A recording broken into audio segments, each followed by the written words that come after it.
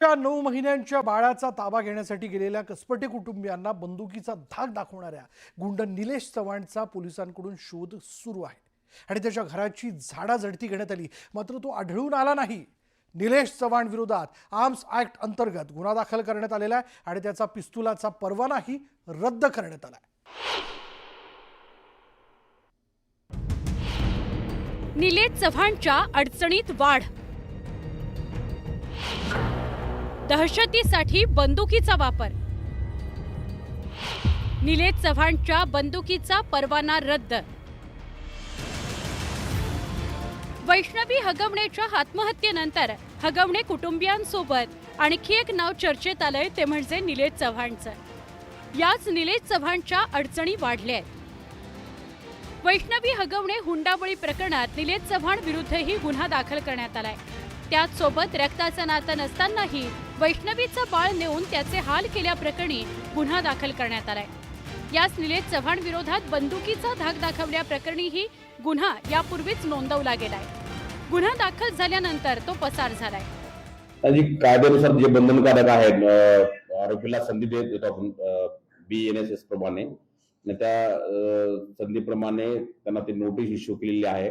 त्याच्या घरात ते जे त्याचे बंधू आहेत त्यांना नोटीस दिलेली आहे, ते करी नसल्यामुळे, आणि जर चौकशीला त्यांनी कोऑपरेट नाही केलं तर पुढची कारवाई जी आहे, पुढची स्टेप ते पोलीस नक्की याच्यामध्ये करेल। पण आता पुणे पोलिसांनी निलेश चव्हाणकडे असलेल्या पिस्तुलाचा परवाना रद्द केलाय। खरं तर निलेश हा गुन्हेगारी प्रवृत्तीचा, त्याच्यावर गुन्हा दाखल असतानाही त्यानं पिस्तुलाचा परवाना मिळवला होता। निलेशला हा परवाना कसा मिळाला ते आता उघड झालंय। निलेश चव्हाणवर जून 2022 मध्ये गुन्हा दाखल झाला होता, पण नोव्हेंबर 2022 मध्ये पुणे पोलिसांनी त्याला शस्त्र परवाना दिला।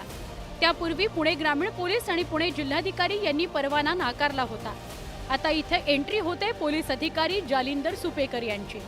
अतिरिक्त पोलीस आयुक्त असताना सुपेकरांनी निलेश चव्हाणला हा शस्त्र परवाना दिला होता।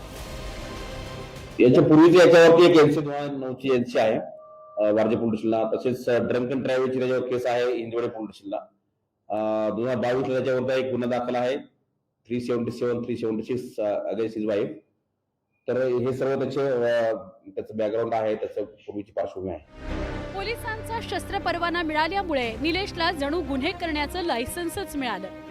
वैष्णवीच्या लहान मुलाचा ताबा घेण्याकरता वैष्णवीचे नातलग जेव्हा निलेश चव्हाणच्या घरी गेले, तेव्हा निलेशनं त्यांना बंदुकीचा धाक दाखवून धमकावलं होतं। या प्रकरणी निलेश चव्हाण विरोधात गुन्हा दाखल करण्यात आलाय, तसंच पोलीस त्याच्या मागावरही आहेत। जे आमचे CP पुण्याचे त्यांच्या अंडर येणारा एरिया आहे, तिथल्या एकाचं लायसन आहे, जो चव्हाण ज्यांनी त्यांना रिव्हॉल्वर दाखवलं तो, त्यालाही ताबडतोब पकडण्याच्या करता आता मी CPला इथनच फोन लावलेला होता, तिथं टीम वाढवायला सांगितल्या, आणि त्याचं पण डोकं ह्याच्यामध्ये बऱ्यापैकी चाललेलं दिसतंय, ते मित्रपरिवार दिसतंय। पुणे पोलिसांकडून निलेश चव्हाणच्या घरी छापेमारी करण्यात आली।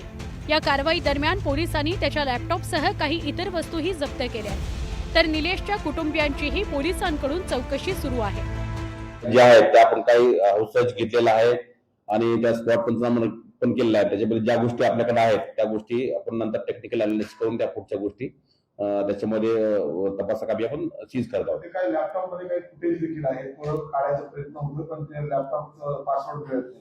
ते सगळ्या गोष्टी आपण पोलीस टेक्निकली सगळ्या गोष्टी पूर्ण करतो। निलेश चव्हाणवर त्याच्या पत्नीचा छळ केल्याचाही आरोप आहे। पोलिसांच्या तपासात त्याच्याविषयी आणखी काही कारनामे उघड होण्याची शक्यता आहे।